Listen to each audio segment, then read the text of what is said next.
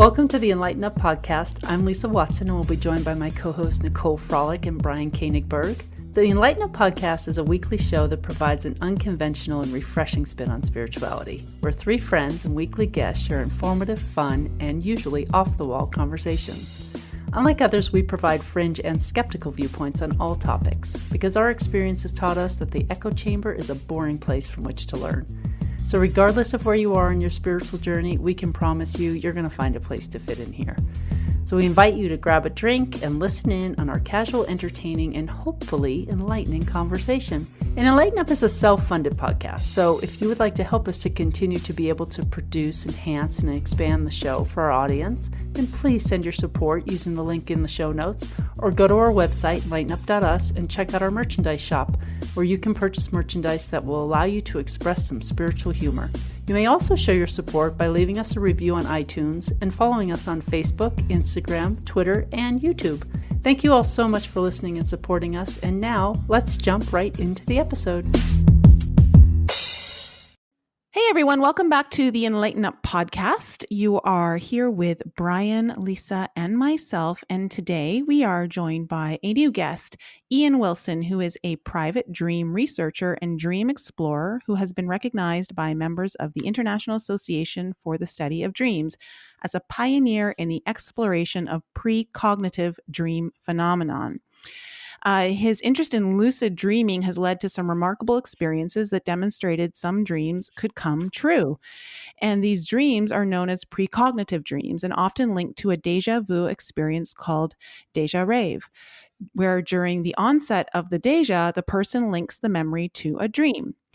Ian, welcome to the podcast. How are you doing today? I'm doing fabulous. Thanks for having me on the show. Well, it's great to have you here. We actually have not gone into this topic in great detail. So this is going to be a really nice first for all of us.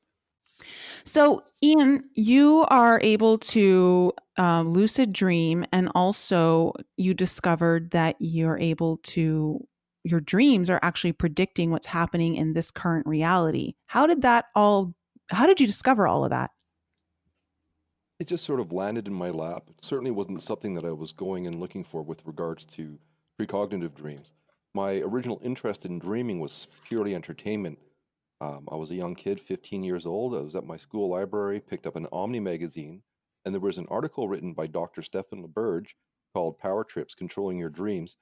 And in the article, he discussed this idea that people could be fully conscious while they're in a dream state, just like we are right now. And right now is a good example of our full realized lucid self-awareness. Now, I was already having fun dreams. And back in that time, as a kid and a teenager, I always had that fantasy of being able to project into a TV show. And, we love our entertainment. And I thought, wow, that'd be really great if I could just be in that world. And I noticed my dreams would sometimes pick up these genres of media influences. So I could actually be in like the world of Star Wars and have that kind of an experience in the dream state. So I thought being conscious in something like that would be the ultimate in fun. So it really fueled a spark and a passion for entertainment, which brought about within about 48 hours of reading the article, my very first lucid dream. And it was really one of the most amazing experiences that I had at that time, because it was like waking up into a second reality. Because when you're in a dream state, the quality of, let's just say, the graphics, the realism, the high fidelity can be just as realistic as our waking life. So it really does present this second life opportunity to have these types of very rich, detailed, and very artistic experiences. It's like the graphics card in your computer is just like top notch. Absolutely. Did you say that was an article in Omni magazine? That's correct. I love that. That's such a great example of how there's certain information that can activate us. Exactly. Just by reading that article, you were activated and had your lucid dream. So when you were lucid dreaming, like, did you start doing it every night, or were you able to go into that regularly? How did that all become more of a regular basis? Well, it fueled that passion because it was such an exhilarating experience, and I'd never had something so intense before. So, of course, I didn't want to stop. I realized it was another place that I could be conscious and self-aware and add these experiences to myself. So in a way, I felt like I was gaining something from my sleep, not losing out to just the dark amnesic states that most of us go into. So it became a nightly process, and it's been a near nightly process now for 32 years. And in that respect, and a lot of people lose 30% of their overall conscious experience in your lifetime. You're only going to have so much time here. And you lose 30% of that to unconscious sleep. So by participating in these already existing 4 to 6 dreams a night, I've easily added at least 10 years of dream time or conscious experience during dreams that I otherwise would have just lost in those opportunities. And they've been some of the most amazing and wonderful experiences that I've ever And had. that So time um, can go so slowly. You can, in a dream, you can live, that can be a week. So you that's you right. you can add, you're going to live to a couple 100 years old that way. It's really phenomenal time in dreams. I do have some experiences where time does stretch, and I've been able to capture it. But for example, in my first time I've ever encountered time stretching in a dream, everything that I've discovered is through this direct experience. So it's not from reading it in books. It's just kind of falls in place when you're participating in that focus state. So I had one where I went to bed at 8 o'clock in the morning I had to work around 11 or 12, so I had time to sleep. And I ended up waking up in a dream, and I was lucid for the entirety of it. But I was a student at an art college, and I also worked at a coffee bar, and I had friends. I'd go to the nightclubs, I'd drink beer, and I had this whole second life for about 2 weeks. I was there. Now, the whole time I was there, I was conscious, but I was just trying to push it to see how far I go. And eventually I thought, this is really weird that I've been here this long. I should wake myself up. I thought maybe something, because you get fears. I mean, I'm prone to the same kind of intellectual anxieties that anyone would get. So eventually I bailed out of it, woke up, and thought, oh, I'm going to be late for work. I must have slept in. I don't know how much time that was. And it was only 30 minutes. And then when I saw that, I was like, that is amazing. That was like 2 weeks of experience. And I think it did help me as an artist, because I do remember the life drawing classes and everything. So I felt that it helped improve me as an artist, for spending that time there, because I never did go to art college. But the studies were very valid and very articulate and very intelligent. It was just as real as waking So, life. So I've so had it's like adding a double life into your current, like, it's like living different lives simultaneously. I was going to say, it is. do you I think it is actually living in another, on a parallel reality, and that you're just remembering that? Is that really what we're doing when we're dreaming? I kind of look at it as the universe is astronomically huge. We filter infinity in through a very finite window, and there's all these different focus states. So for me, it's like accessing information. So I look at reality as information. So that information exists in all these different altered states of consciousness that we go through. So all I feel like I'm doing is accessing a stream of information that's encoded to render out that experience, much like a computer game, in a sense that you're downloading a data stream from a server and you're creating this interface with it, like your browser, and now you're interacting with that data as experience. So because it comes through in our first person, third dimensional kind of structure, it feels like another reality, but it's all the same reality. Everything is completely interconnected. It's just a different information experience. So, okay, what was one of your profound dreams where it was just like the coolest experience that you had in the dream world that was not in this physical reality? Oh, there's just so many. Remember, I've been doing this for 32 years. Do Uh, you prefer the lucid dream state versus the earth state, like what we consider real life? it does have its perks. I do have what I call BTL dreams, or better than life dreams, where I can find even the food tastes better. Um, it can really give a different type of experience from here. Like, I mean, it's the only place I can go. Like, you watch, say, for example, Game of Thrones, and you see Daenerys, and she's got her dragons, and all those things look really great on TV. But when you simulate that genre in a dream state, it's a big difference when you see a dragon pull up to you with a head the size of a truck, and it looks as real as it would if it was real in waking life. So it brings about Ugh. this amazing art. So I do a lot what I call the art of dreaming, or shaping our dreams to create this, in this case, a genre-specific lucid dream. And that's purely entertainment, and I've had more than my share of those. So treating it like an art, you close your eyes, you see a blank slate, that's your canvas. And what paints that? It's your thoughts. So your thoughts begin to shape and construct and paint the dream state. So I like to approach it with that artistic perspective because fundamentally that's what it is. It's a creative process. Well, I need you to teach me how to create the Game of Thrones genre in my dream because not only do I love dragons, I want to rewrite the ending of Game of Thrones. Yeah, there you go, right? I think You and a million other people. Well, and I mean, you say that in jest. Well, actually, you say that in all seriousness, Nicole. But I'm kind of thinking the same thing. It's I'm not quite understanding how I execute this. How do I? Because when you first started describing how you got into it 32 years ago, I was thinking, well, I remember doing those things. I remember kind of lying in bed, and I still do it, and I'll have like those intentional waking thoughts or like fantasizing as like, oh, this is what I want to think about or create.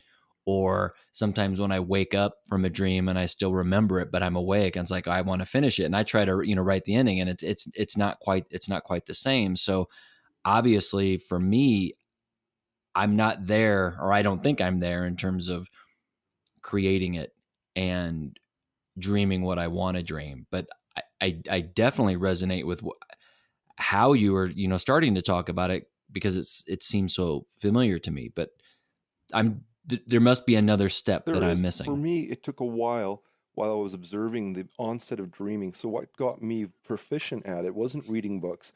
I don't really read a lot of books because I've discovered a lot of the knowledge that we have is inside of us. It's like we have access to this inner cosmos, and in that inner cosmos, there's information that you don't get here. So by observing the changes into the dream state, I started to notice that my subconscious mind was kind of facilitating the thought process. So I learned very quickly that dreaming was a language between my waking self and my unconscious self. So there's this sort of onion that we are, these different layers of ourselves that go from our conscious to our unconscious to even our superconscious or our higher conscious. And our dreams can be a gateway into all of that. But fundamentally, as these dreams would form, I started to realize that they were a thought process. And by using the way to think in dreams, so thinking in visual and auditory and tactile forms, would start to influence that canvas, that recursive feedback loop that we create. It's sort of like a thought reactive canvas when you close your eyes. But there's the wildness of our unconscious mind that most people get into. And in that wildness, so when your conscious self isn't asserting its intention to direct and control and be kind of the producer of your dream, it'll be your unconscious self that's going to do that. And that's usually where a lot of people start. I started there. But as I started to observe these processes, I learned that, hey, I can think in this higher organized thought process of visual, auditory, tactile forms, which basically programs the dream experience. So I treated it like kind of a programming language. And in doing that, that brought about all of these wonderful genre-specific lucid dreams. So like I said, I do have 2 examples on my website that are Game of Thrones genres. I've done, Marvel Infinity Wars. I mean, I've been doing it for so long. Video games like Borderlands, Skyrim, you name it, I probably dreamed it. Oh man, Michael would have loved you. World of Warcraft is so much fun. Love recreating World of Warcraft. I was actually one of my characters who was an orc, and I was trying to see how well I can simulate. And it's always a challenge. I challenge myself to see how close can I get to certain things with accuracy. And quite often it's just spot on. So I've been very spoiled. I'm very lucky. So before you go, what's the process? Before you go to sleep at night, you think of something. How do you get into this state? Well, it's just a focus state. Right now, you're in a focus state here. And when you close your eyes, you're going to go through altered states of consciousness towards sleep. So for myself, I always start before I go into my bed, and I just prepare myself for dreaming. So the first thing I'll do is say, okay, I'm going to be in this bed, And when I'm there, if the setting changes or anything changes and I'm not in this bed, then I'm going to know I'm dreaming. And you start to program your intention.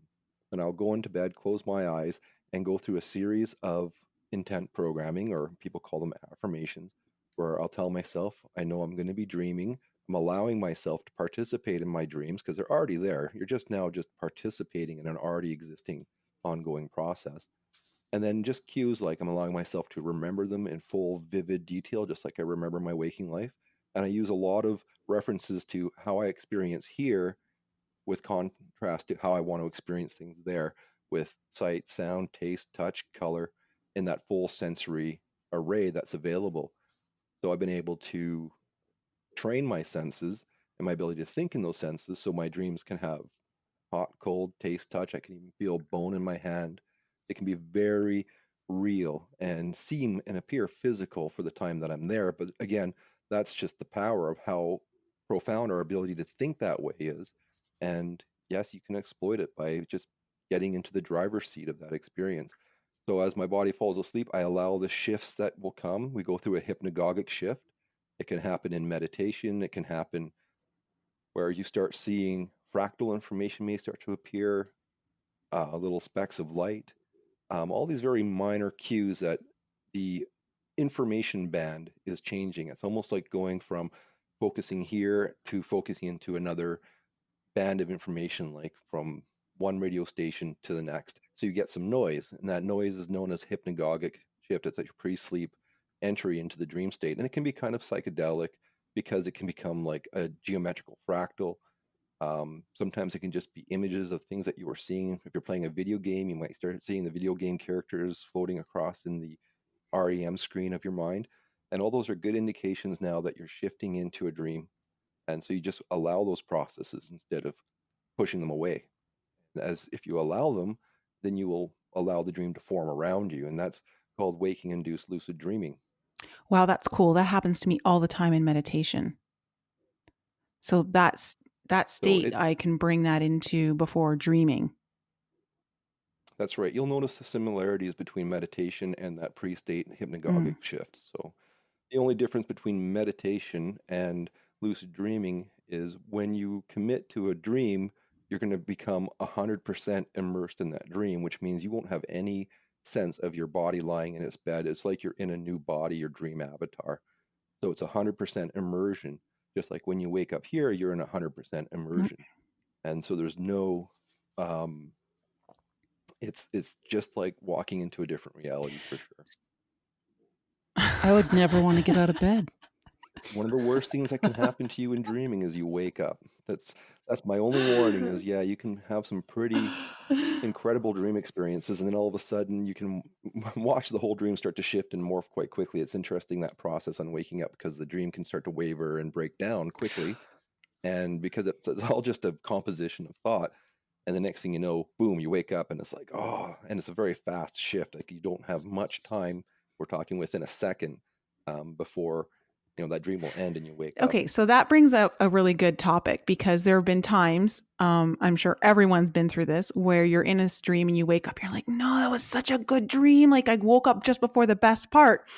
And so how do you then wonder, like, like, wow, it felt so real. Could it have been real? When did you start to realize that you could affect your reality here, our waking reality that we call our waking reality, through your dreams? Now, that was, again, something that I had never read about. Back at that age, I was kind of most being groomed into being a skeptic. So I didn't believe in psychic phenomena, believe in too much. But I did have some experiences that was, challenging all of that. But we won't get into that. We'll jump into the precognitive elements. So by the age of 16, so within a year, I started noticing I was having deja vu like everybody, but strangely, it seemed like some of those deja vus were linking back to past dreams. So in the beginning, I was like, nah, it's just coincidence. There's no way, like future. How can you predict the future? That makes no sense. But unfortunately, or fortunately, it started coming through in a set of waves where it was inescapable. And I was also able to reference some of the events that would take place in my waking life back to dream journal entries and find small little fragments of the, because it happens in events. So it could be maybe 2 minutes of information from the future. It could be an hour's worth. It really depends on where that focus state's accessed in us to yield that what's dreamt there becomes your waking life here. It wasn't until one key precognitive dream that really sealed my intellectual mind to the true reality that this is an actual real thing. This isn't some delusion or a fantasy. I really am seeing my future in my dream state. And largely too, because I'm, like everybody, I'm a TV junkie. I've watched a lot of TVs, and you know what it's like to watch a rerun or re-go through an experience because you already know things, right? So in one particular dream, I was able to review the dream because I was getting cues to see, oh, this is like that dream, but it wasn't quite like the dream. People were in different places, even though quite a few of the details were pretty spot on. It wasn't accurate to what the dream was. So I reviewed all the events that were from the dream and tried to match it to what was currently happening. And I was like, well, so very cool that the mind could do this guesswork and get this close. But, now I'm looking at the inaccuracies, except the problem was that hadn't happened yet. It was leading to that. And so finally, after reviewing that dream while I'm awake, all the events that then took place in the dream started to sink into place. And then there I was, and I was like, okay, now I can't get out of this. I've trapped my intellectual mind. Now it's like, okay, I was just thinking about all of this stuff, and now it's happening, and there's just no getting away from it. So that was when I finally just said, okay, I got to figure this out. Why are some dreams coming true? Which led to the next bridge, and that was a lucid precognitive dream. Now, if you can imagine being lucid in a dream, it's really a place where your ability to remember and have a higher quality of information experience when you wake up, it's very vivid. So by the age of 17, I would have my first lucid precognitive dream. And it was very playful because at that time I was kind of working with this being of light, but we won't get into that in too much right now. But it was teaching me a lot about dreaming. So I was kind of maybe a guide or something like that. I didn't know what it was, but it was just there, and it was intelligent and seemed to have information. And so it opened up a 2-dimensional window after asking me what I would like to experience. And I told it I'd like to experience people setting aside their religious, social, and political beliefs just to enjoy each other's company. And the being's like, very well. Opens up this window in the dream state, and I see myself on a beach from a bird's eye view. And by this point, I've already gone through these types of processes of entering into another dream by going through these little windows. So I just projected my awareness from there into the avatar that I saw of myself in the dream and went through that sort of requested experience from this, perspective. So during the time I know I'm dreaming and it all plays out, and it was a lot of fun. The event comes to an end and I return back, thank the being, and then I wake up.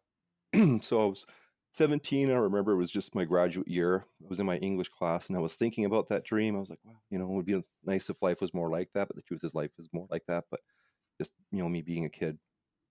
So I graduate, and then my friends want to go celebrate graduation by going down to the beach, roasting, marshmallows and stuff like that. And found myself walking right into that lucid dream. So the location where I saw myself when I stepped into that from, because everything now comes into continuity of time. The moment that my foot kind of stepped where I was in that dream, the same level of lucidity came. And I knew at that point that I was now in that particular dream, and it was now my waking reality. So it was the first time that I could see definitively that my waking world was directly related to some process in this dream world, that they were both the same focus states, just strangely now completely merged together. So it was a really profound precognitive dream. And all the events took place just as they had in the dream. And then when I had ended my awareness from the dream in that state, that, you get an aura, like a deja vu aura. And it was like the most intense one I ever had. The moment that I was no longer focused in the dream, and it ended, well, time here continues. So all of that just dimmed down, and I was suddenly just released from it. And I was like, oh my God, that was the most amazing and terrifying experience I've ever had. And so that set me out to start studying precognition through lucid dreaming. When you say the déjà vu aura, are you talking about like you felt this kind of energy around you the entire time you were experiencing the lucid dream in your waking dream? And then as soon as that lucid dream part ended, that you remembered and you're just back in, like you're now discovering new things that weren't part of the lucid dream, that aura disappears? That's right. It's sort of like that pins and needles feeling. It's a heightened state of awareness. Okay. Okay. Very interesting. You mentioned a dream journal. Is that a key part of starting this process? Is keeping a dream I think journal? it's very important because it helps with memory. There's 3 cognitive areas that we go into atrophy if we're not participating in the dreams, and that's kind of our bad habits. And the most important one's memory. Most of us go into a state of sleep-induced amnesia when we sleep, so we're not remembering the dreams we're having. We're still having them. Everybody has about 4 to 6 dreams a night, but most people have opted out. So that just becomes a blank slate. And really what it is first of all, memory. So it's happening in an unconscious state of amnesia. So writing a dream journal helps to train your mind that, hey, this dream information is important to me. I want to pay attention and I want to remember. And so you start developing and strengthening your ability to recall dream information. So it brings it out of that atrophy, and you'll start having stronger and more visceral and vivid dream memory. The next thing is, So so a dream journal is when you wake up, you immediately write down as much as you can remember. It's is that yep, as simple as it is? absolutely. And you'll find too, once you start that process and start getting more dream memory, it's like any training wheel. It doesn't become a requirement in the future because now you've adapted and trained yourself to have that Sure. skill. The next thing is perception. So, as we know, some people can dream in black and white, they don't get the color. Other people may actually only dream in sound. Some people may just dream in images. Others may not have any sense of taste or touch. So, we have a deficiency in our perception. And again, this is just another form of cognitive atrophy. So, you can work on improving those qualities by, I do all day awareness to help condition and train myself for improving my perception in dreams. And you kind of want to get to that full sensory state because that's when the dream really gets interesting and takes on that quality of realism that rivals being here. And finally, it's awareness. So our awareness as well suffers from a certain amount of atrophy, and that's your level of lucidity. So a lot of people end up being in an unconscious trance-like state in that deep immersion of the dream reality. And for most, they think during that time that it is reality, unquestioning it until they wake up and then go, aha, that was just a dream. But the time that most of us are there, and it's a funny thing about dreams, is we don't realize we're dreaming. So the level of Are you awareness, dreaming right now? wow, that's something that you'll have to go through your own process of self-edification to come to that knowing. Did you lucid dream this podcast so that you could alter what we would say on the show with No. you? It's a rare thing. I'm not gifted enough to do it consistently. Um, I tend to have maybe one lucid precognitive dream now in a year.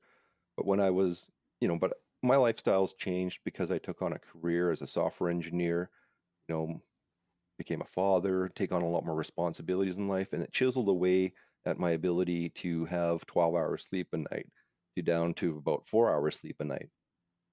So, it's not as easy when you get into the hubris of a busy life. I still manage to lucid dream, but the quality sometimes isn't always there. And quite often now, I'm more interested in doing things like simulating Games of Thrones. I've gone back to the entertainment because I've gone through all of that.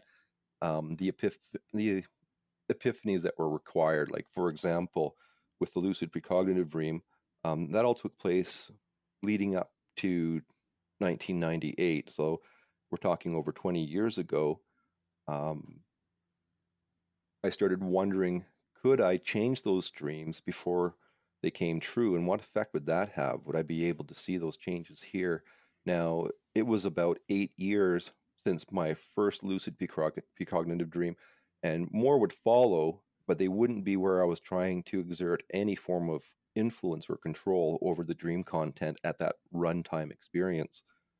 But my curiosity started to wane the question, can we actually change them? What would happen? I didn't know. So I set out to start mapping the different focus states in the dream spectrum, and I kind of dubbed the focus state that I wanted to get to give it kind of a handle or something that my intellectual mind could grasp. And I called it the precognitive layer. So I just started targeting that precognitive layer. So when I'd go to sleep, I'd start thinking about all these déjà, rêve dreams and the feelings, the identity based on those encoded feelings of what that must be or where that must be. And that seemed to kind of help. And so what I started doing was leaving little breadcrumbs, so to speak, or footprints in the dream by changing the dream topology. And to do that, I was using dream control to put, say, a triangle or a square or something on the surface of the dream just to see maybe if it's a precognitive dream, maybe by doing that, that would happen here. And eventually it led to that point where that did.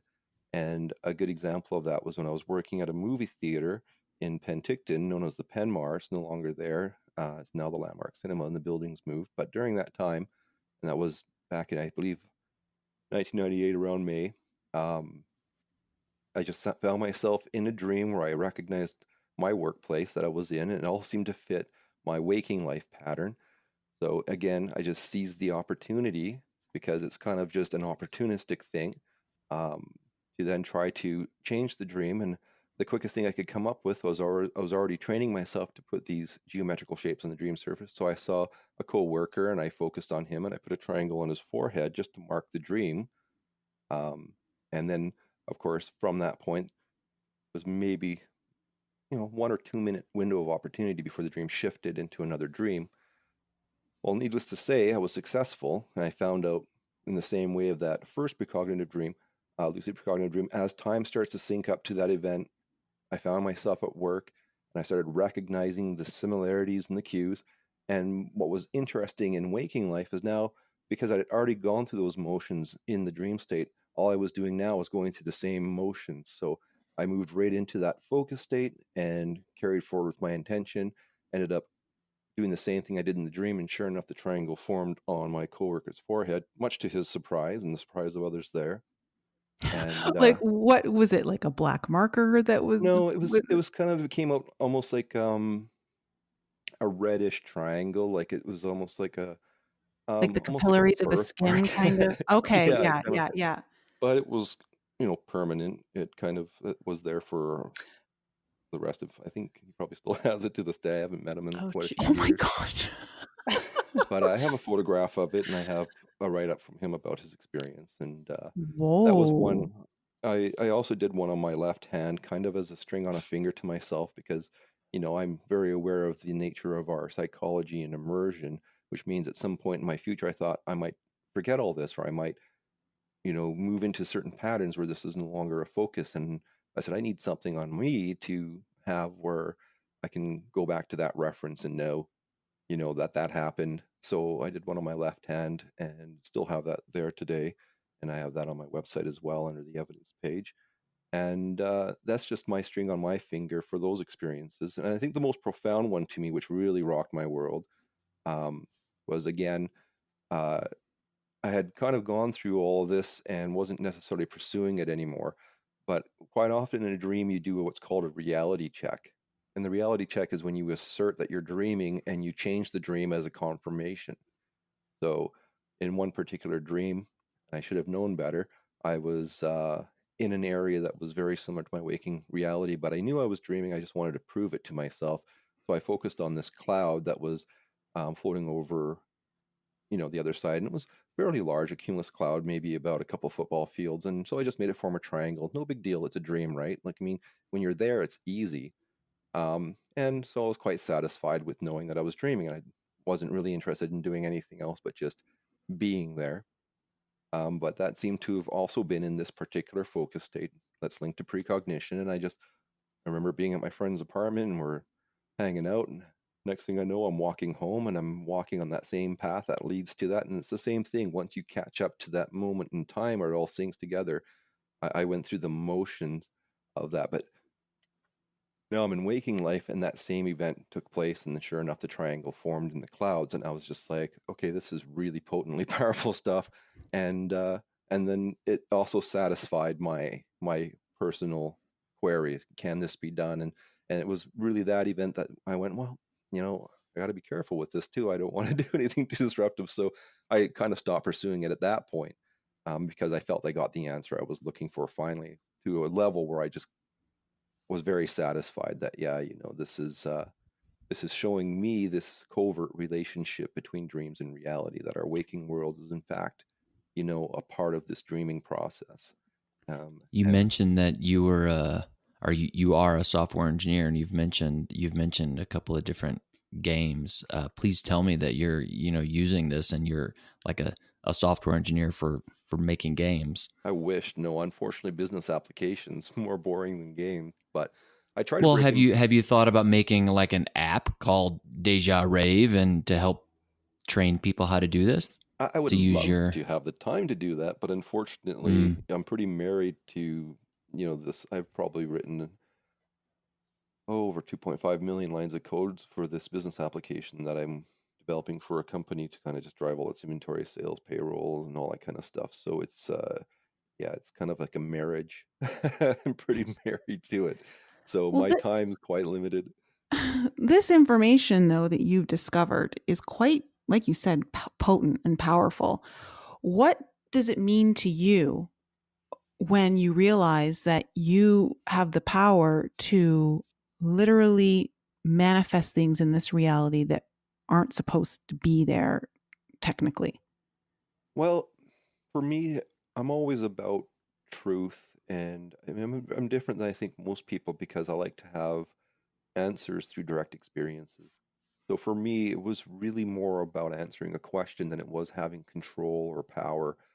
For me, I think the only true power that I value, anyways, that I see as being fundamentally powerful is love. And that's, for me, I think far more appropriate when it comes to what power I pursue. Um, that's that's a big one. The other thing too is there's a lot of maturity. I mean, there's so much more than just these events that have shaped me as a being.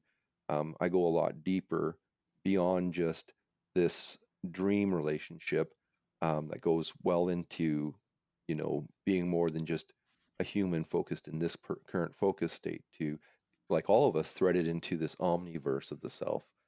So I don't just see it as, just this waking world that I'm participating in. And I think all of us are participating in a much larger reality and not so aware of it. But for me, it was just a part of my self edification, just to have a knowing and an understanding that there's so much more going behind the scenes in our reality experience. That, it's very much, based on this creative process, um, that our waking lives are fundamentally a form of dreaming. Although many people wouldn't come to that epiphany, it would be easy to believe that without having any direct experience to educate you to that actual truth. But and that's why my website is You Are Dreaming. It's not a play on words. It's quite literal. Um, it's an actual statement, and very few people, I think, connect to that.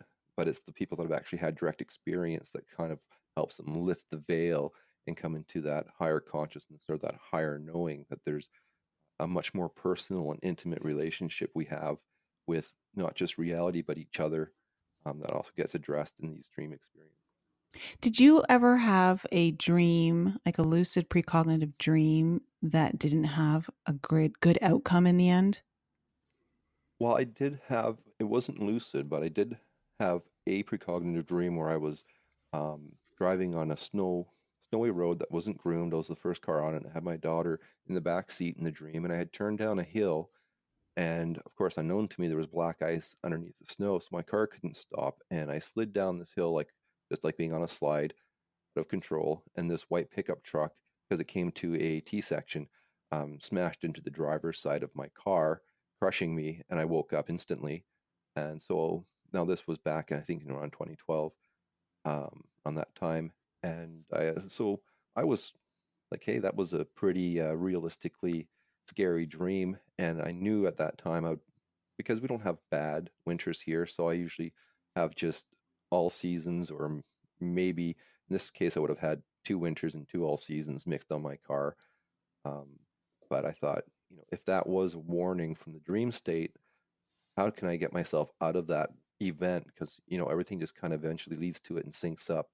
So I thought maybe if I go and buy brand new winter tires with studs for the first time ever, so I've never owned studded winter tires, that might change the circumstances. And so I'll just get that as an insurance thing just to see. I don't know if a dream's going to come true. That's one of the catches, is you just don't really know until it actually really does happen. That becomes its own evidence. So I don't weigh in on any dream that I have as being potentially the future, because I dream far more than just that. It's if you got inside of my dream state, it can be, like I say, weeks of dream information, and not all of it's going to be precognitive. Yeah, it's That's like a very finding a small. needle in a haystack. Those are those little gems that pop up. You see that it's not the status quo. If it was the status quo, that'd be very, very interesting. But it's nice that it's sort of salt and peppered in, just little pieces here and Well, pieces there, little fragments. what comes to my mind, especially when you were talking about that the cloud that you made, to be in a triangular shape, and then you found yourself walking home. I mean, and we've talked about this a lot on the show, infinite possibilities, and that's just one. That was one possibility. If you would have, like, if your buddy would have said, "Hey, stay for an extra beer, let's go get dinner," and you wouldn't have found yourself walking down That's that right. street and into that. So maybe more of your dreams, if not all of your dreams, are, I mean, if again, just look at the possibility that there are infinite possibilities, and I'm dreaming about robbing a bank. Who knows? Maybe I did or can, or if the right things happen, it's going to happen, and that makes it, precognitive. That's right. I write about probability in my theory of precognitive dreams, and I wrote that paper after the one particular dream I was just talking about, because it did come true. I did end up in that same scenario and ended up being on the same hill, but this time, because of the studs, it was the only difference in the dream. I could hear them scraping on the black ice. I was able to stop a foot past the stop sign instead of sliding all the way through, and the white pickup truck went in front of me this time.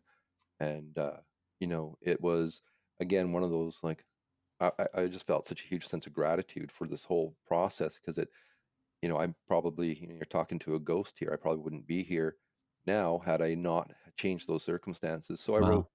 the theory of precognitive dreams and just put it on academia for free, and it's been out there, just for anybody that has these types of experiences and just kind of wants to have a reference to somebody like myself who's done as much homework as I can just by myself. I mean, I'm kind of a lone wolf in this. It's not like I have a big support group of one. Resistance from many around me, but that's just the way it is. I don't worry about it.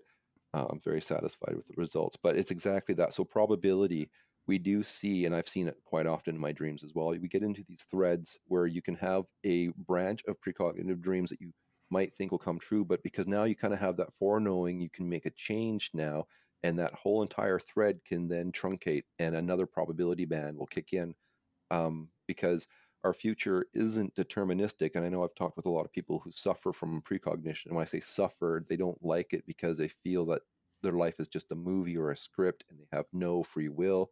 It's all predetermined. It can appear that way, but that's not the case. It's probabilistic. So we're kind of living a choose your own adventure book story here. And the choices we do make can lead to different chapters in that story. So there is, with our limited amount of choices that we have, a way that we are directing our life experiences, into different, actualized events versus the probabilistic events that can kind of be all those potential infinite outcomes. I loved those books as a kid. Yeah, me Yeah. too. So here we are on our choose our own adventure game. You mentioned to me, Ian, that you remember not wanting to come back into this life, or existing. Sorry, you remember existing before this life? Absolutely. That's probably why I'm where I'm at now in this lifetime, is because um, before I became who I am today, I did come from a certain amount of continuity from another lifetime. It was a shining moment because I was drafted into a war, and it was most likely World War I, a very young guy. And like most people that are in those types of scenarios. I took a round to the head, and next thing I know, I'm watching my view, my perspective of what we see collapse almost like a cathode TV ray to a single point, and something happened where my focus shifted, and I was suddenly looking at the battlefield, no longer in a body, but in a state of shock. So afterlife shock, because I died, and this being of light came down. It ascended from, like, I could see the sky, and I could see everything as if I was there, real.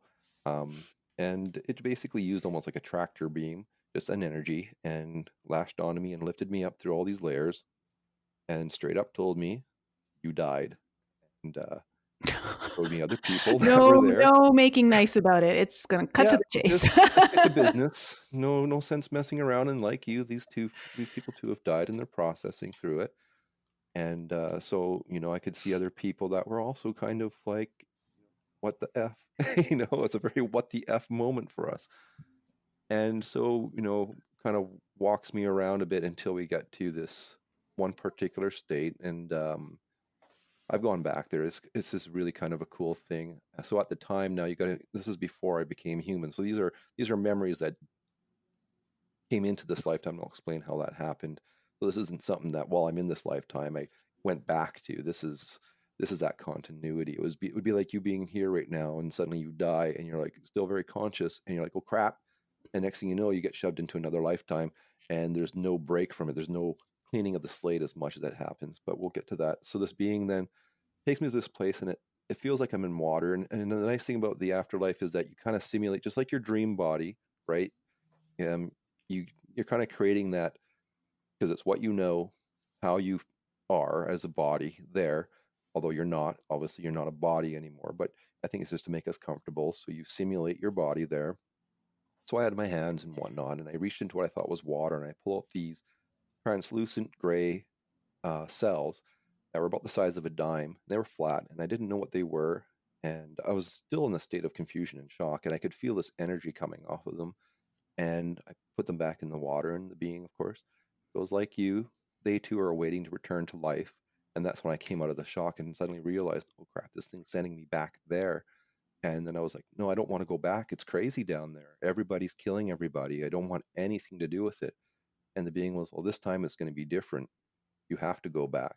And I was like, no, I don't want to go back. But it doesn't give you much of an opportunity. All of a sudden, I call it the blender.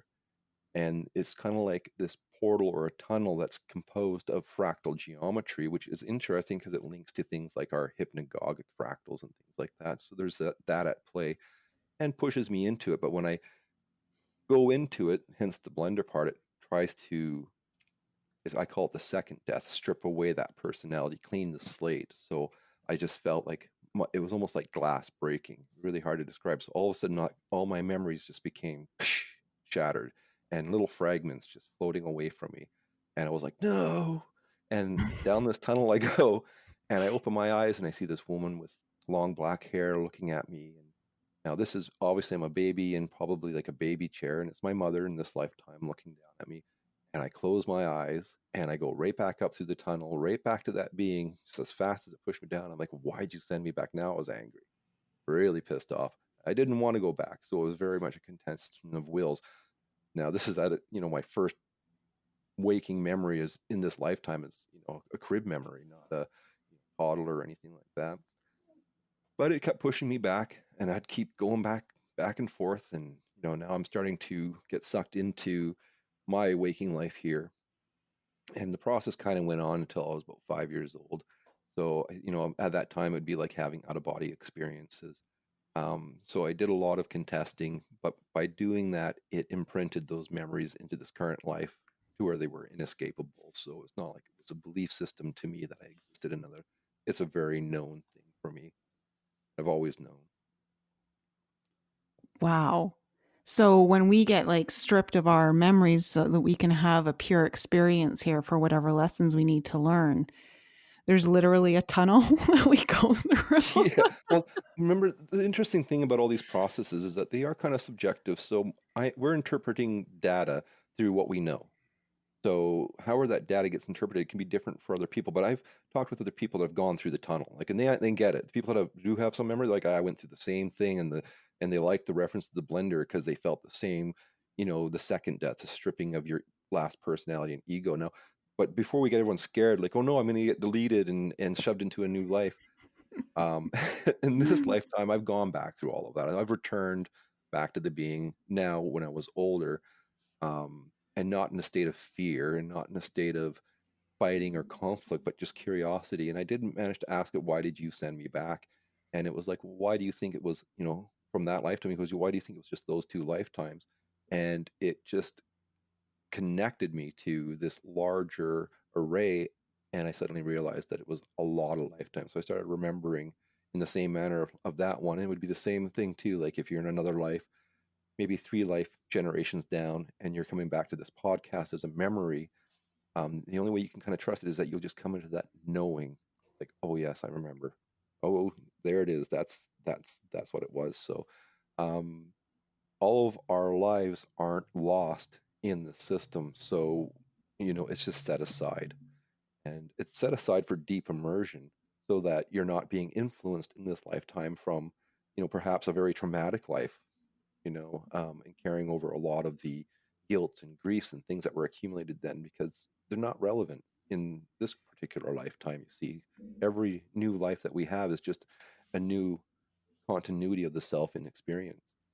So it's not that bad. So we can come back out of the immersion and come back into this knowing and connect to our, what I would say the best metaphor is, your higher consciousness or your true self.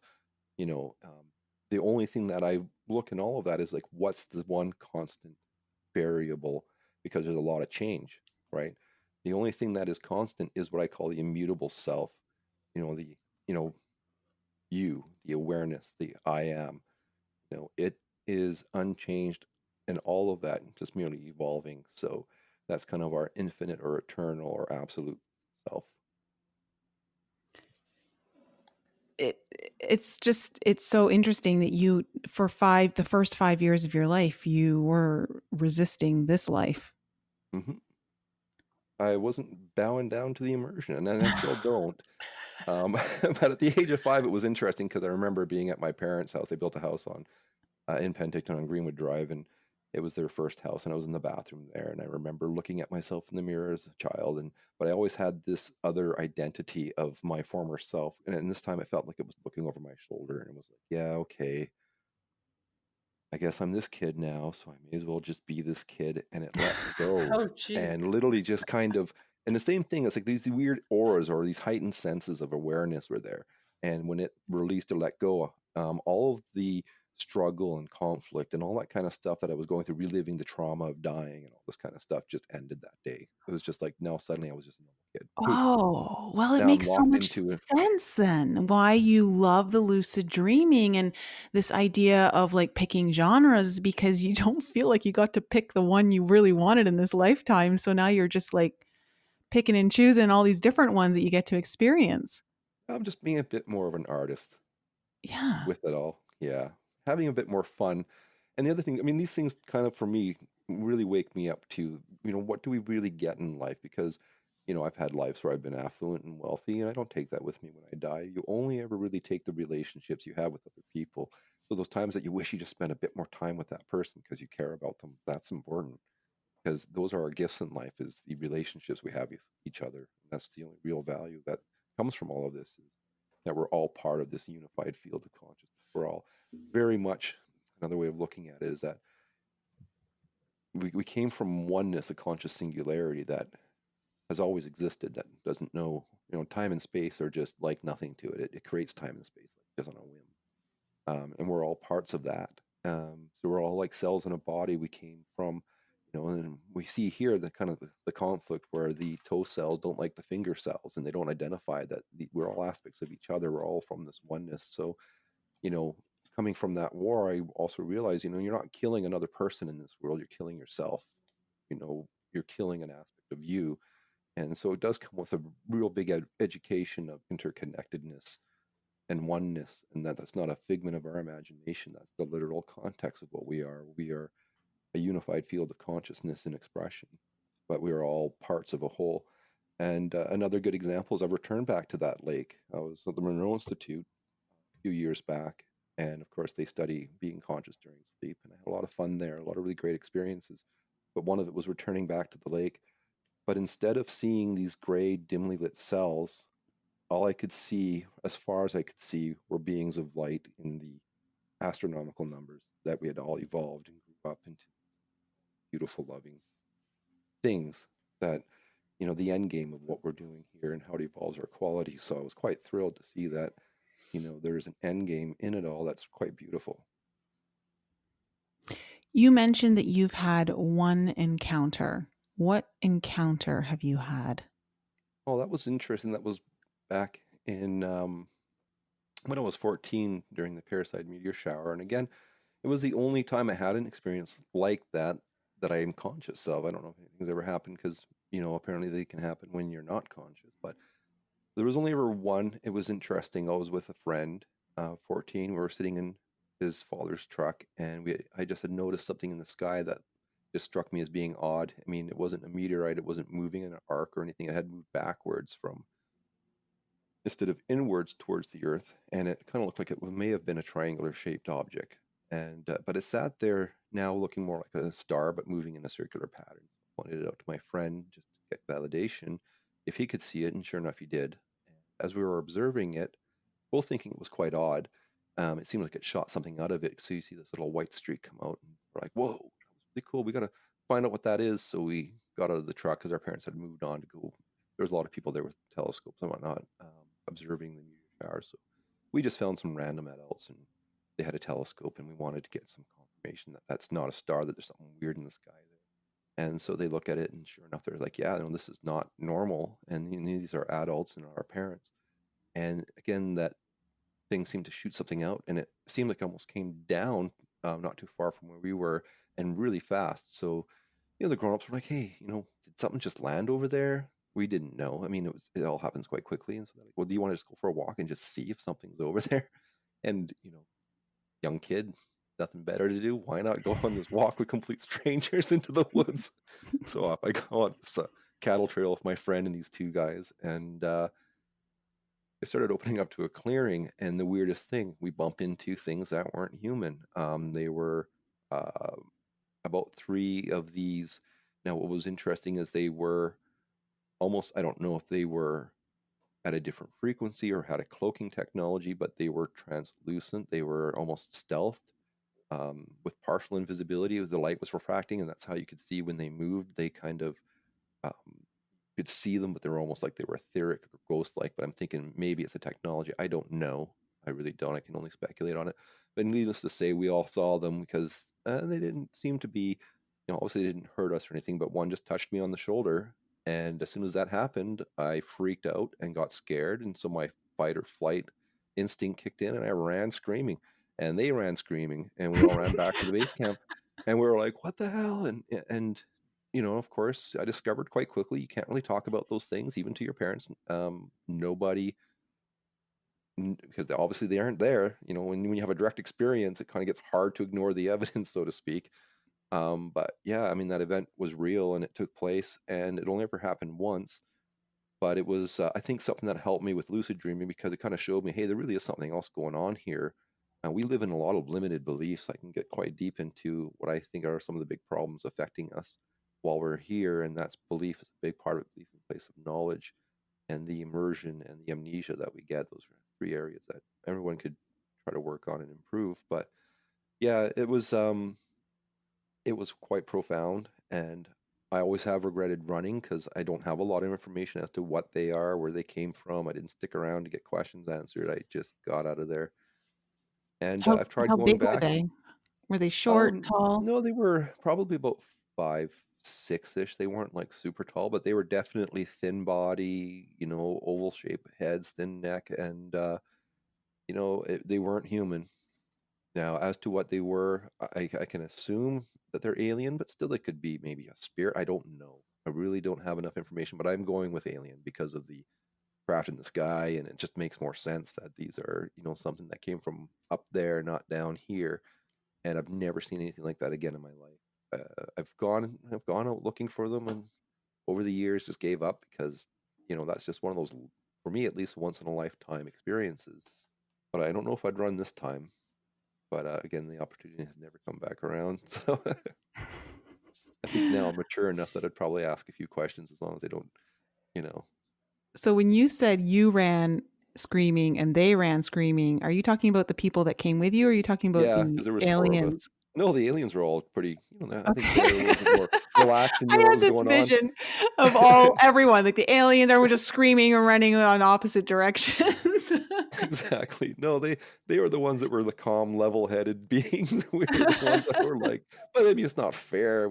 I had no idea. I mean, how do you prepare for something like that? You just can't. It's just one of those things that, like a lot of these things that I've experienced, lands in your lap and you just deal with it. Yeah, I don't regret it. I mean, I think it's something that I appreciate having that experience for sure, because it Mhm. just shows me at least that there is a lot more than just Earth, and obviously there is. We look at the universe; it's massive, it's old, it's ancient. It's had a lot of time to develop other, intelligence besides, and it wouldn't put all of its eggs in one basket on Earth. I can assure you, in a place where there's nuclear bombs, this isn't the best investment for, a developing civilization. So you don't put all your eggs in one basket, and the universe certainly hasn't done that. It's quite populated and teeming with all four forms of different opportunities for life experiences. I'm Quite curious. likely. I'm curious to ask, with your lucid dreaming, do you find that through your lucid dreaming that it shifted the way you interact in this world? Like, do you find that there was a benefit that you were able to extract through the lucid dreaming that you were able to parlay into this reality in how I you interact?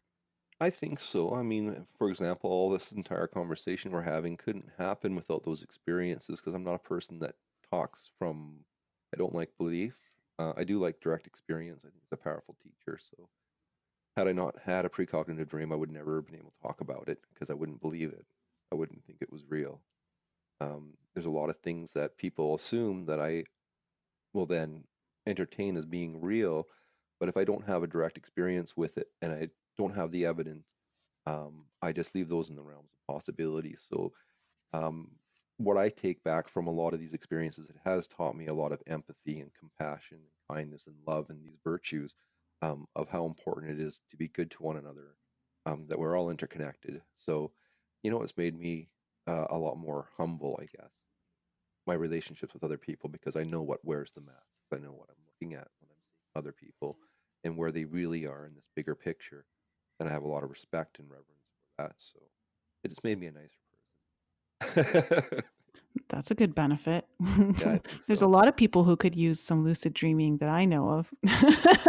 Yeah, and it's made me appreciate, like in this lifetime, because now I have this perspective of not wanting to be here. It's not that bad. I can't say that this is a terrible experience, and certainly I'm not in a trench right now getting my head blown off.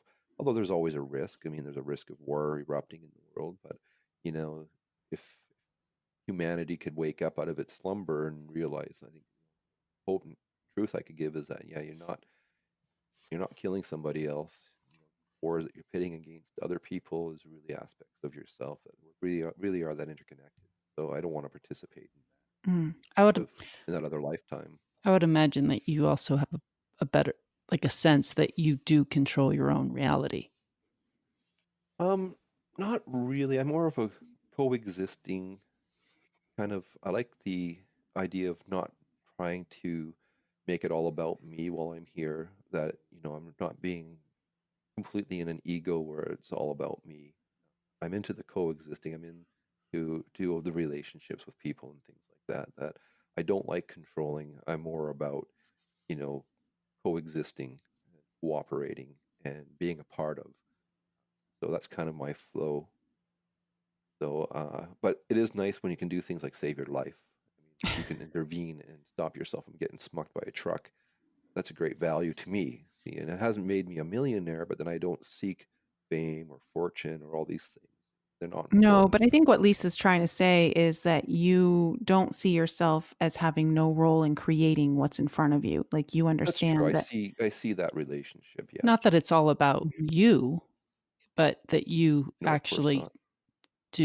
are responsible, or you create what it is that you bring into your life. Yeah, I participate in the creative process is how I like to say it. Mm-hmm. But I mean, I can't really complain. I got a beautiful daughter and very lucky person that way, and Is she dreaming? great. She's had a few dreams come true, and her mom's not very supportive of this kind of stuff. Even though her father's also had those types of experiences, but she hasn't. So she's pretty still locked into her belief systems that she just thinks I'm crazy. Despite all of this, even when I prove it to people, you always have that stigma because you're now being different. That the average person, because they can't relate through their experiences, make the automatic assumption that you're nuts, and that's something I call it the grief of disbelief. So I've got to enjoy that, but I accept that that's completely fine. I'd rather answer these questions myself than not. So I'm here in my own personal sojourn, trying to understand my relationship with reality as a student of reality, student of the self, and only can encourage that in other people. Like, we should all endeavor to come into a higher state of consciousness and a higher knowing, because it is there, and we do access it every time we sleep. There's a huge, huge inner cosmos that we're all connected to, and it's fun to surf there. You've written you've written a couple of books? Yeah, I've written, I have about 5 floating around. I think the 5th one's not online yet, but my first book was A Course on Consciousness. I wrote that back in 1998, again, after doing, going through these amazing epiphanies with precognition and lucid precognitive dreams. That was my first attempt to try to get that information out to people, so I put it on the internet back in 98. It wasn't very good. I mean, it was my first book. I was young and hadn't developed really writing skills, so it was kind of crude. I thought I've revamped it. And then I wrote You Are Dreaming, which is a lucid dreaming book, which gets into kind of my perspective of dream mechanics and approaching it as a programming language using thought to shape and form dreams. And then I wrote Déjà, which was a paper on, dreams linked to our déjà vu experience. And of course, then I wrote the theory of precognitive dreams after avoiding that final destination. And then I wrote Living a Dream That Lasts a Lifetime, which addresses kind of my perspective that we should consider that, dreams are the forge of all of our experiences, that we're, for those of us willing to go through that process and wake up here, that you're living this is just yet another plane of existence, another dream in this universal dream that we're all sharing. So kind of tackles that idea. And the other one that I'm working on right now is dealing with things like, our spiritual amnesia, the immersion, the psychology of immersion, and belief in the place of knowledge, and how belief can really trap us or enslave us into this very pinhole perspective of ourselves, and how we need to chisel away those beliefs through self-edification to open up that pinhole and expand our opportunities for higher conscious experience. And where can people get those books? Are they all on your website, or are they Yeah, available through Amazon? they're on Amazon, and you can get the links through my website. youardreaming.org is my website. And of course, then you can also dig into genre-specific lucid dreams and read the Game of Thrones dreams and all the other fun ones that I've had, if that's kind of your thing, and get some inspiration to do it yourself. Totally my Nicole's thing. totally Gonna going to do that. Totally gonna do it. It's gonna be my Friday night. Yeah, I have probably my first dream entry on that website is from 2010. I don't get a lot of time to journal dreams. There's a lot that I'd be writing 4 to 6 hours a day, dream journal entries if, but in my waking life, I work as a professional, career, and very important to my company. And I got a 3-hour commute each day, and I often work 10 to 12 hours, sometimes 16 hours at my job, and it's been that way for 20 years. So I don't have a lot of, I make the time, but when it comes to dream journal entries, I only write the ones that I find the most entertaining, that'll make Mhm. it to the website. I, And some of the ones that have come true do kind of emerge on that side. I have a few good examples, and so there's an page there that you can look at, which I can touch a few of those ones. I like to use my voice memos to record my dreams in the middle of the night, because I think I might forget, or it's hard to write them And we do down when forget. you're so tired. Yeah, I Hmm. mean the thing too is the sooner you can record your dreams or log them, because dreams take place in our short-term memory during sleep, our hippocampus, our long-term memory is sending information out, so it's not taking in that dream information for long-term storage. And that's why when we can wake up, there's also waking induced amnesia, I call it, when your dreams just get flushed. All the memories of them just go away. Like, oh, I had this one. Oh, what did I dream? Oh, I thought I had a dream. It's interesting when you watch how this amnesic role plays in us. And again, this is the psychology of immersion, something that I'm trying to tackle in my fifth book. Are these challenges, these cognitive atrophic challenges, and what we can do to improve those qualities. It's a tough one.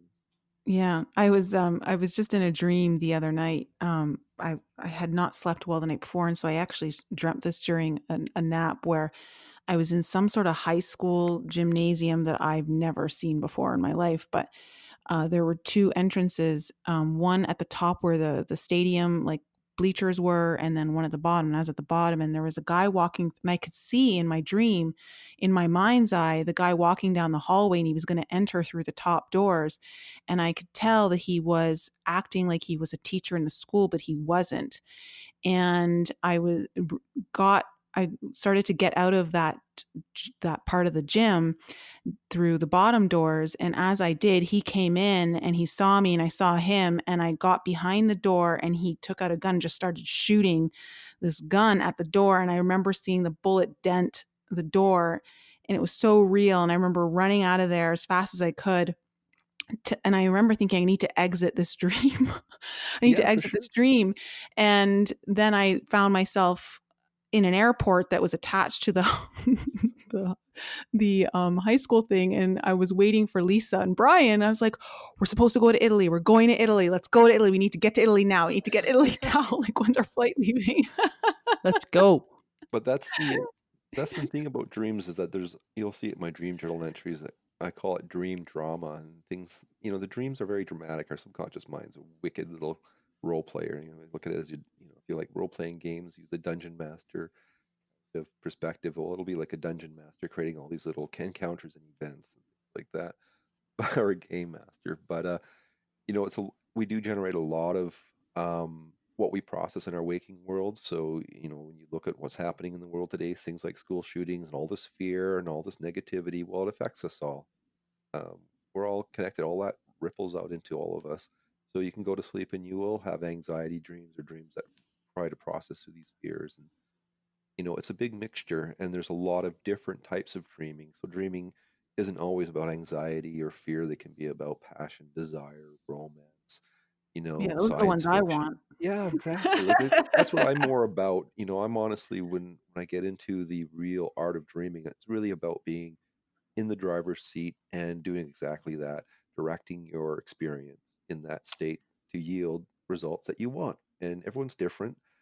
I might like the whole Game of Thrones genre, but somebody might not like it. They might like something completely different. Like, who knows? Sometimes I just like going out and being on a beach in a beautiful mountain and sitting on the sand and doing that in a dream and just admiring that art. Just going, wow, this is beautiful. It's perfect. It's so realistic. I sometimes just sit and meditate in my dreams too. I just kind of live that second life the way I want to. And, that's all we all do. We all kind of go on our own journey with ourselves into these experiences. But definitely the goal is always about creating something of value from it that's intrinsic. That Can, wake up can, and so, go, yes. I wanted to ask you a quick question before you go. Have you ever experienced in your dreams working with people that felt like it was a different timeline Yeah, than I've, what I've that this definitely, one? I've definitely encountered, I mean, there's so much. I mean, we're talking when I look at all the different experiences there, I mean, I've done stuff that seems to fit other different historical eras. Some of it I wonder if it's just bleed from past lives that are coming through and just being that faint fragmented memory trying to restitch itself into my knowing. I've also shared dreams with people. We never got to touch on that, but I've had shared dreams with over 14 people through the course of 32 years. Again, very rare, not as much as I would like, but I also blame it on our dream illiterate society. I think we would have a lot more of that potential if people participated more in their experiences. They'd find it surface up. You mean like you and someone else, you had this exact same dream? Like Yep. you remember it exactly? It would be just like us meeting here. We'd have our little setting in our conversation, except the setting and environment that's taking place in is in the dream state. And what's nice about it is dreams use a lot of symbolism, so they have a lot of abstract or non-realistic objects and things. And so it's neat when somebody can validate by seeing things that aren't from here, but are definitely from the dream state. And you can get those cues, or even start talking about a conversation and then they finish off on what they were talking about in that conversation. So I've had a lot of really solid um, confirmations from not just one person, but many people throughout the years.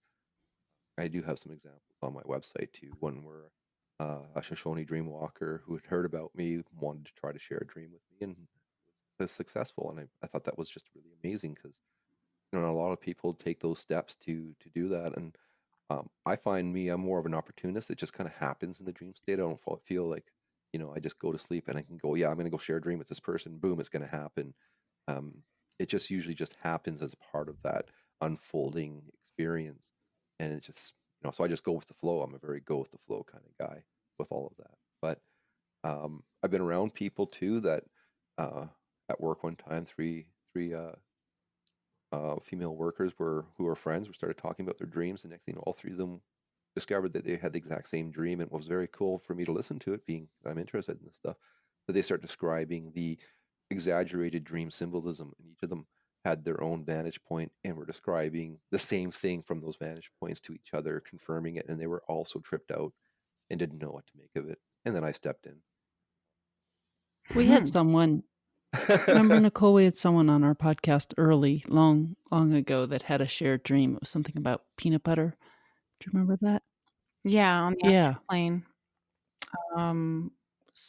Not Sabrina. She dreamt with Sabrina. Yeah. She talked about just, saying, okay, let's meet up on the astral plane tonight and just remember certain details and see if you can remember particular details from the dream that link up. We should try that. Yeah, so definitely a lot of potentials there for us to play around with, and I do encourage it. I mean, why not have those experiences? Because once you have them, then it's not a belief. All right, Lisa, you and I, we're going to Florence tonight, and we're meeting up at the that restaurant. Oh, okay. What's it BBQ. called? BBQ. Okay. Done. And I'm going to tell you what I ordered. And I know what I'm ordering. I'm going to see what you order. Oh, well, this has been great, Ian. Thank you so much for coming on the show and sharing all of your experiences and understanding. When I was listening to you, it just blew my mind wide open of the possibilities of what we're actually capable and how much is available to us, not just in this waking reality, but in other realities when we're sleeping. All just focus states. You're just focusing your attention from being here to your attention being there. It's really that simple. Focused attention. I'm going to try that. Brian, are you going to try that? Are you going to try doing the steps that he provided in the beginning? Maybe. I'm so bad at I'll remind him. He doesn't doing remember. homework. Exactly. I can send you guys a link to a free article I wrote on Reddit called The Progressive Guide to Lucid Dreaming. So you can also Google Perfect. Progressive Guide Lucid Dreaming and it'll pop up. And it's kind of an entry level. It covers 2 different types of ways to lucid dream, from waking induced, where you go to bed and you go and let the dream form around you, to doing the reality checks and waking up while you're already in a dream. So there's 2 different paths to kind of get there. And I just focused, there's a lot of different techniques, but you don't want to get over inundated by these techniques because your mind will get caught up in all of that. It really is just a process of going with your already existing natural sleeping patterns and allowing just the dream to form around you. It's a very fine art of just allowing it to be as it should be and participating and cooperating with those shifts in consciousness. Oh, But it's awesome. just a focus state. It's not a difficult thing. I've taught, you meet people that are hardcore skeptics. Oh, no, you can't have these experiences because I don't have them. And then I get into, talking about consciousness during sleep and, the fact that it's been proven. We got fMRI scans, we've got EEG. It's a real thing. It's not some sort of hooey belief you can be conscious during sleep. As to what comes from that, we can debate that there. And the next thing I know, I'll bump into that person and they've had a lucid dream for the first time in their life. And they're like, oh my God, you're right. It's real. And I'm like, yeah, well, there you go. It's there for you every time you sleep at night. Participate in your dreams. Be conscious when you sleep. It's not about me and my journey doing that for 32 years. It's if that individual wants to do it for themselves. And it's just one of those things like going to the gym or playing a piano. It's a skill. You got to work with it. Yeah. Like with anything, if you want to get Exactly. good at something, you got to practice. We'll add that link to the show notes. Yeah, I'm looking at it right now. So awesome. Got it. Yay. Well, thanks so much, Ian, for coming on the show. It was a pleasure to have you on. Yeah, I really enjoyed the conversation. I knew we would. It was a lot of fun. And you guys have some wonderful lucid dreams. I mean, your inner cosmos awaits you. Yeah, we may have to call you back and go over what we experience. You do, especially if you have some great epiphanies that come from it. I always love that stuff. Yeah. Sounds good. Give it a shot. We will. Lisa, see you in Italy tonight. All right, Florence it is. I didn't get invited, jerks. You're invited. Brian's invited. You're invited too, Ian. Oh, thanks. Florence tonight. Brian. Florence tonight. BBQ's restaurant in the Artist Quarter. We'll all meet up. Well, thanks again, Ian. And thank you to our audience for joining us once again. We love you all. Be safe. And we'll be back with you next week. Bye. Thank you all for joining our show. We appreciate you tuning in and supporting us. If you have any questions you would like answered on the show or any guests you would like to hear on our show, please email that information to us at info@enlightenup.us. And please follow us on Facebook, Instagram, Twitter, and YouTube. And if you're interested in contacting Nicole or myself for some coaching or any of the other services we provide, you can find out more about Nicole at inflexibleme.com, and my website is lisaloveslove.com. Thank you again for joining us and supporting our show, and we will be back with you all next week.